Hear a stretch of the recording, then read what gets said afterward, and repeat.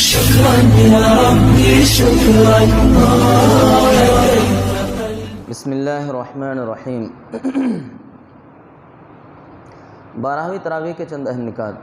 آج کی تراویح میں 14ویں پارے کی 19ویں رکوع سے 15ویں پارے کے اختتام تک تلاوت کی گئی. جس رکوع پر اختتام ہوا تھا اس میں بتایا گیا تھا کہ جو لوگ اپنے آپ کو خدا کے حوالے کر دیں ان کے لیے کتاب صراط مستقیم کی طرف رہنمائی کرے گی اور رحمت و بشارت ثابت ہوگی. اب فرمایا گیا کہ اس کی ہدایت اور رحمت و بشارت کی بنیاد یہ ہے کہ اللہ حکم دیتا ہے عدل کا، احسان کا اور قرابت داروں کو دیتے رہنے کا، اور روکتا ہے بے حیائی، سرکشی سے. تمام نیکیوں اور برائیوں کی جڑ انہی میں ہے. عدل یہ ہے کہ جس کا جو حق بنتا ہے ہم بغیر کسی کمی بیشی کے اس کو ادا کر دیں، خواہ حقدار کمزور ہو یا طاقتور، اور خواہ ہم اس سے راضی ہوں یا ناراض، اس کا حق کسی حال میں نہ روکیں. احسان عدل سے زیادہ بڑی چیز ہے، یعنی یہ کہ ہم فیاضانہ اور کریمانہ سلوک کریں. پھر رشتہ داروں پر عدل و احسان کے علاوہ مزید اپنا مال خرچ کریں. اسی طرح بدکاری، بے حیائی کے کاموں سے اور ہر اس کام سے جو ایک شریفانہ معاشرے میں اچھا نہیں سمجھا جاتا ہمیں بچنا چاہیے، اور اپنی طاقت اور اثر سے کوئی ناجائز فائدہ نہیں اٹھانا چاہیے. جو شخص بھی نیک عمل کرے گا، مرد ہو یا عورت، بشرطے کہ وہ مومن ہو، ہم اسے دنیا میں پاکیزہ زندگی عطا کریں گے اور آخرت میں ان کے لیے بہترین اعمال کے مطابق بخشیں گے. جب بھی قرآن پڑھنے کا ارادہ ہو تو اعوذ باللہ من الشیطان الرجیم پڑھ لیا کرو، یعنی شیطان مردود سے خدا کی پناہ مانگ لیا کرو. اس آیت کی روح سے تلاوت قرآن پاک کے لیے اعوذ باللہ پڑھنا ضروری ہے. حتیٰ کہ درمیان میں دنیاوی گفتگو ہو تو دوبارہ شروع کرنے کے لیے تعوذ پڑھنا ضروری ہے، یعنی اعوذ باللہ من الشیطان الرجیم. کیونکہ قرآن کتاب ہدایت ہے اور شیطان کبھی نہ چاہے گا کہ بندہ راہ راست پر رہے. اللہ نے اعوذ باللہ پڑھنے کا حکم دے کر شیطان کے شر سے محفوظ فرمایا. انہ لیس لہ سلطان. شیطان کا تسلط ان لوگوں پر نہیں ہوتا جو ایمان لاتے ہیں اور خدا پر بھروسہ کرتے ہیں. شیطان کا زور تو ان لوگوں پر چلتا ہے جو اسے سرپرست بناتے ہیں اور اس کے بہکانے سے شرک کرتے ہیں. کفر کا مسئلہ آیت نمبر 106 میں ہے کہ جو شخص ایمان لانے کے بعد کفر کرے، وہ اگر مجبور کیا گیا ہو اور اس کا دل ایمان پر مطمئن ہو تو جان بچانے کے لیے کلمہ کفر کہنا جائز ہے. مگر جس نے دل کی رضامندی سے کفر کو قبول کر لیا اس پر اللہ کا غضب ہے اور بڑا بھاری عذاب ہے. مطلب یہ ہے کہ مومن کے لیے یہ رخصت ہے، اگر وہ کفار کے نرغے میں ہو اور اس سے کفر کا مطالبہ کیا جائے تو وہ کلمہ کفر کہہ سکتا ہے، بشرطے کہ ایمان پر اس کا دل مطمئن ہو. البتہ عزیمت یہ ہے کہ تکہ بوٹی کر دی جائے یا آگ میں جھونک دیا جائے، مگر کلمہ کفر زبان پر لانا گوارا نہ کرے. صحابہ کرام رضوان اللہ علیہم اجمعین کی مثالیں موجود ہیں. خباب بن ارت رضی اللہ عنہ کو انگاروں پر لٹایا گیا. بلال حبشی رضی اللہ عنہ کو زرہ پہنا کر دھوپ میں کھڑا کیا گیا. حبیب بن زید کے جسم کا ایک ایک عضو کاٹا گیا. عمار بن یاسر رضی اللہ عنہ کی آنکھوں کے سامنے والدین کو سخت عذاب دے کر شہید کیا گیا، مگر ان حضرات نے کلمہ کفر کہنا گوارا نہ کیا. پھر حضرت عمار رضی اللہ عنہ کو ناقابل برداشت اذیت دی گئی. آخرکار انہوں نے جان بچانے کے لیے وہ سب کچھ کہہ ڈالا جو کفار کہلوانا چاہتے تھے. وہ روتے ہوئے حضور صلی اللہ علیہ وسلم کی خدمت میں آئے اور کیفیت بتائی. آپ نے پوچھا صلی اللہ علیہ وسلم اپنے دل کا کیا حال پاتے ہو؟ انہوں نے عرض کیا ایمان پر پوری طرح مطمئن پاتا ہوں. اس پر آپ صلی اللہ علیہ وسلم نے فرمایا اگر وہ پھر اس طرح کا ظلم کریں تو تم پھر یہی باتیں کہہ دینا. دو گروہوں کا ذکر کیا. ایک وہ جنہوں نے آخرت کے مقابلے میں دنیا کی زندگی اور اس کے عیش و آرام کو ترجیح دی. ان کے بارے میں اللہ تعالیٰ کا فیصلہ ہے کہ وہ انہیں سیدھا راستہ نہیں دکھائے گا اور ان کے دلوں پر، کانوں پر اور آنکھوں پر مہر لگا دے گا. لازماً یہ آخرت میں انتہائی نقصان میں رہیں گے. دوسرا گروہ ان لوگوں کا ہے جو ایمان لانے کی وجہ سے ستائے گئے تو انہوں نے گھر بار چھوڑ دیے، ہجرت کی، راہ خدا میں سختیاں جھیلیں اور صبر سے کام لیا. ان کے لیے یقیناً تمہارا رب غفور و رحیم ہے. لوگوں کو دین کی طرف بلانے کے لیے ہدایت دی کہ اپنے رب کے راستے کی طرف حکمت اور اچھی نصیحت کے ساتھ دعوت دو، اور بحث کرنا پڑے تو اس طرح بحث کرو جو پسندیدہ ہے. بے شک تمہارا رب خوب جانتا ہے کہ کون اس کی راہ سے بھٹکا ہوا ہے اور کون اس کی ہدایت پر ہے. اگر تم کسی سے بدلہ لو تو اتنا ہی لو جتنا تمہارے ساتھ کیا گیا ہے، اور اگر تم صبر کر لو تو یہ چیز صبر کرنے والوں کے لیے بہت ہی بہتر ہے. اور تمہیں صبر نہیں حاصل ہو سکتا مگر اللہ تعالیٰ ہی کے تعلق سے، اور تم ان مخالفین کی حرکتوں سے غمزدہ نہ ہو اور نہ ان کی چالوں سے پریشان ہو. یقیناً اللہ ان کے ساتھ ہے، اللہ ان کے ساتھ ہے جنہوں نے تقوی اختیار کیا اور احسان کے ساتھ کام کیا. سورہ بنی اسرائیل میں انہیں ان کی اپنی تاریخ کی روشنی میں بتایا گیا کہ اگر تم اس غرور میں مبتلا ہو کہ اللہ کے چہیتے اور محبوب ہو تو یہ خود فریبی ہے. تمہاری اپنی تاریخ گواہ ہے کہ جب تم نے خدا سے بغاوت کی تو تم پر مار بھی پڑی ہے. خدا کی رحمت کے مستحق تم اس وقت ہوئے جب تم نے اصلاح کی راہ اختیار کی.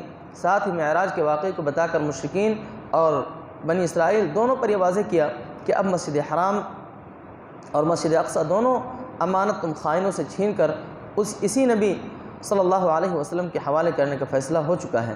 جس کو سرخرو ہونا ہو وہ اپنی روش بدل کر اس رسول کی ہدایت کے مطابق کر لیں، ورنہ اپنی ضد اور سرکشی کے نتائج بھگتنے کے لیے تیار ہو جائے۔ اسی ضمن میں اخلاق و تمدن کے دو بڑے بڑے اصول بیان کیے گئے جن پر زندگی کے نظام کو قائم کرنے کے لیے محمد رسول اللہ صلی اللہ علیہ وسلم کو یہ آخری کتاب دی گئی ہے۔ گویا اسلام کا منشور ہے جسے مدینہ میں اسلامی ریاست قائم کرنے سے 1 سال پہلے سب کے سامنے پیش کر دیا گیا، کفار مکہ کے سامنے بھی اور اہل کتاب کے سامنے بھی، اور اب تمام انسانوں کے لیے قیامت تک کے واسطے بھی یہی منشور کافی ہے۔ فرمایا ہر انسان کا شگون ہم نے اس کے گلے میں ڈال دیا ہے، اور قیامت کے دن ہم اس کا نام اعمال نکالیں گے اور کہیں گے لے پڑھ لے اپنا نام اعمال، آج اپنا حساب کرنے کے لیے تو خود کافی ہے۔ جو سیدھی راہ پر ہوگا اسی کا فائدہ ہوگا، جو گمراہ ہوگا اس کا وبال اسی پر ہوگا، کوئی کسی کا بوجھ نہ اٹھائے گا۔ جب تک ہم پیغمبر یعنی ڈرانے والے نہ بھیج دیں ہم عذاب دینے والے نہیں ہیں، اور ہم جب کسی بستی کو ہلاک کرنا چاہتے ہیں تو اس کے خوشحال لوگوں کو حکم دیتے ہیں، یعنی اس کو ڈھیل دیتے ہیں، وہ اس میں نافرمانیاں کرنے لگتے ہیں، تب عذاب کا فیصلہ اس بستی پر چسپاں ہو جاتا ہے اور ہم اسے برباد کر کے رکھ دیتے ہیں۔ نوح علیہ السلام کے بعد کتنی ہی نسلوں کو ہم نے برباد کر دیا۔ تیرا رب اپنے بندوں کے گناہوں سے پوری طرح باخبر ہے اور سب کچھ دیکھ رہا ہے۔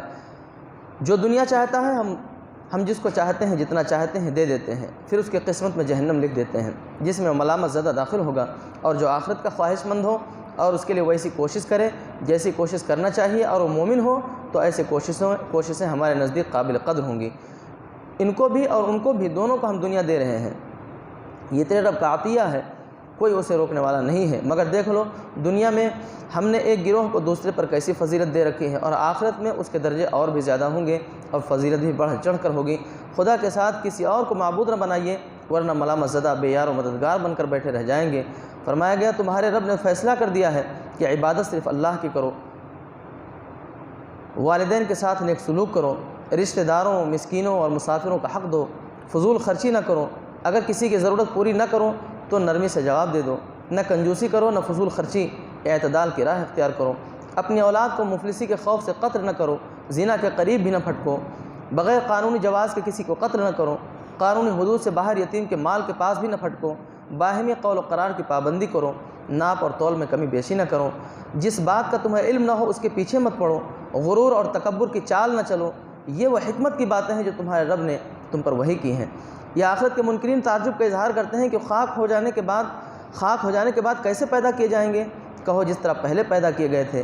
انہیں ہمارے عذاب کا یقین نہیں ہے۔ کہو کوئی بستی ایسی نہیں ہے کہ ہم نے اسے ایک وقت آنے پر ہلاک نہ کر دیا ہو یا اس پر عذاب نہ بھیجا ہو۔